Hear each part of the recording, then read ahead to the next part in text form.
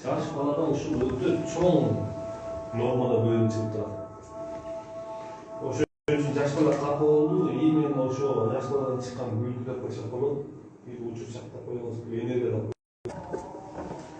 Адам күлкүдөн айырылганда баардыгынан айырылат. Күлкү бар го? Күлкүдөн айырылганда баардыгынан айырылат. Адам жашоосуна күлкү келбей баардык нерсе келет. Серьезно нерсе? Туурабы?